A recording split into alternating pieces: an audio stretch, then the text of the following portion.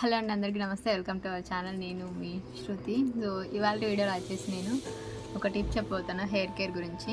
So ఇది వచ్చేసి మనం రాత్రి అన్నం మిగిలింది ఉంటుంది కదా, సో దాన్ని మిక్సీ చేశాను. వాటర్ పోసి ఇలా మిక్సీ పట్టాను, చూస్తున్నారు కదా. సో దీన్ని పాడవకుండా నేనైతే ఒక టిప్ చెప్తాను మీకు. సో దీన్ని ఇలా మిక్స్ చేసుకున్న దాన్ని మనం హెయిర్కి అప్లై చేసుకుంటే మాత్రం హెయిర్ అనేది చాలా బాగుంటుంది. సో యాక్చువల్లీ వింటర్ సీజన్లో చాలా డాండ్రఫ్ ఉంటుంది కదా. సో నేను ఇప్పుడు అన్నం మిగిలింది కాబట్టి టిప్ చెప్తున్నాను. దీనివల్ల మనకి ఎలాంటి సైడ్ ఎఫెక్ట్స్ ఏం రావు. సో ఏది పడుతుంది హెయిర్కి పెడుతుందని అనుకోకండి, మన హెయిర్కి పడేదే నేను చెప్తున్నాను. సో డాండ్రఫ్ అయితే చూడండి, వింటర్ సీజన్లో మనం ఎంత చేసినా డాండ్రఫ్ అయితే ఖచ్చితంగా ఉంటుంది. ఇలా అంటే కూడా వస్తుంది చూడండి. సో నాకైతే బాగా అయింది. సో నా వీలుని బట్టి నేనైతే హెయిర్ ప్యాక్స్ అనేది పెట్టుకుంటాను. సో ఇప్పుడు ఆయిల్ పెట్టేసాను, బాగా 2 days అయింది ఆయిల్ పెట్టి. సో హెయిర్కి మంచిగా ఆయిల్ ఒక 2 days ఉంచుకుంటే నాకు హెయిర్ అనేది బాగుంటుంది. సో హెయిర్ కోమ్ చేశాను, చిక్కులు తీసిన తర్వాత మనం దీన్ని మంచిగా ఈ అన్నం మిగిలిన మిక్సీ పట్టింది ఉంది కదా, దీన్ని ఇంకా స్మూత్గా చేసుకోవచ్చు. సో నేనైతే ఇంకా ఇలానే పెట్టాను. కొంచెం వాటర్ యాడ్ చేసుకొని మిక్సీ పట్టుకోవాలి అన్నాన్ని.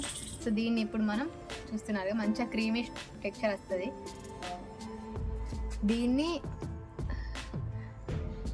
దీన్ని మనం హెయిర్కి బాగా అప్లై చేసామనుకోండి, హెయిర్ చాలా స్మూత్గా షైనింగ్గా అండ్ ఇంకా హెయిర్ స్కాల్ప్ దగ్గర మంచిగా హెల్తీగా చేస్తుంది. స్కాల్ప్ని కూడా మనం రైస్ వాటర్కి ఎలా అయితే పనిచేస్తుందో ఇది కూడా మన హెయిర్ని హెల్తీగా గ్రోత్గా పెంచడంలో బాగా పనిచేస్తుంది.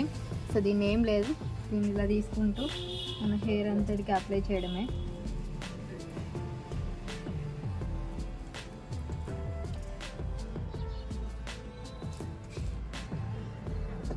యాక్చువల్ నేను నార్మల్గా చేద్దామని అనుకున్నా, బట్ మీకు కూడా షేర్ చేస్తే మీకు యూజ్ అవుతుందని చెప్పి మళ్ళీ వీడియో స్టార్ట్ చేశాను. లేకపోతే మిక్సీ పట్టేప్పుడు కూడా చూపెట్టేదాన్ని. సో దీన్ని ఇంకా మన స్కాల్ప్ అంతటికి పట్టించేయాలి. దీన్ని మనం పెట్టుకోవడం కంటే ఇంకా వేరే వాళ్ళు పెడితే ఇంకా ప్రాపర్గా ఈవెన్గా పడుతుంది హెయిర్కి. సెలూన్లో పెట్టినట్టుగా ఉంటుంది, సెక్షన్స్కి పెడితే మనం.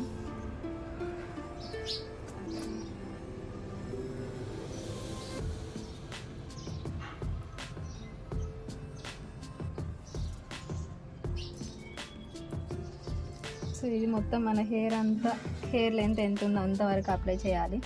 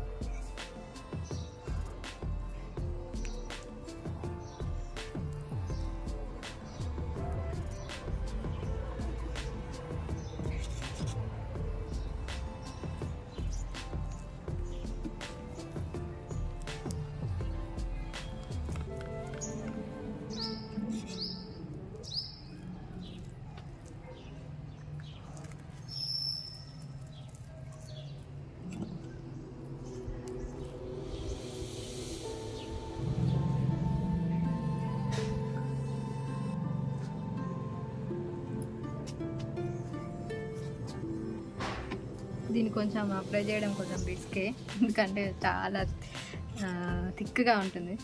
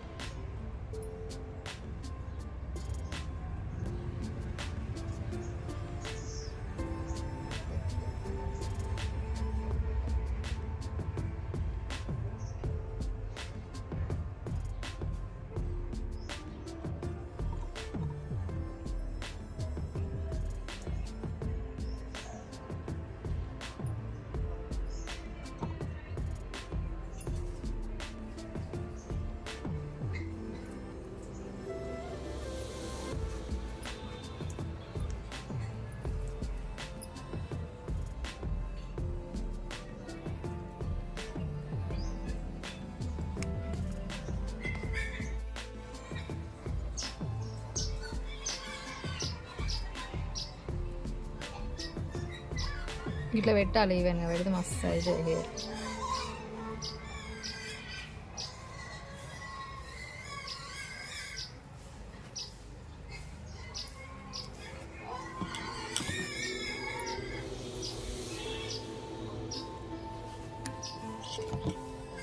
ఇక్కడ లేదు కదా, ఉందా? ఇక్కడ అంటిందా?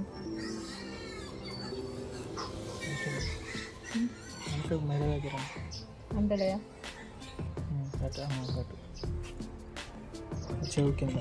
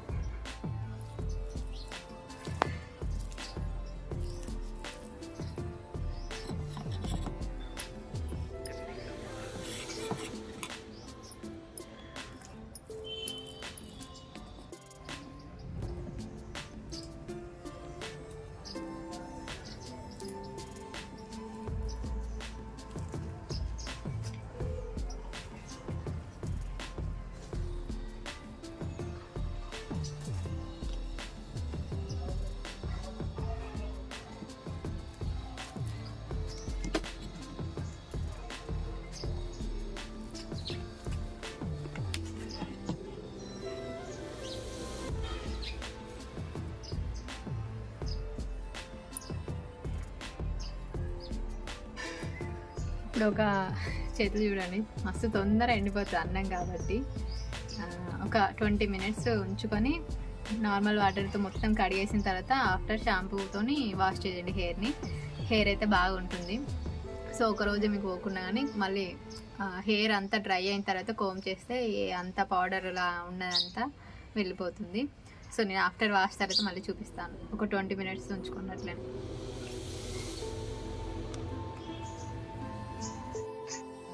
ఇక్కడ ఆఫ్టర్ వాష్ తర్వాత నా హెయిర్ చూపిస్తున్నాను చూడండి. యాక్చువల్లీ చాలా షాంపూస్ పెట్టాను.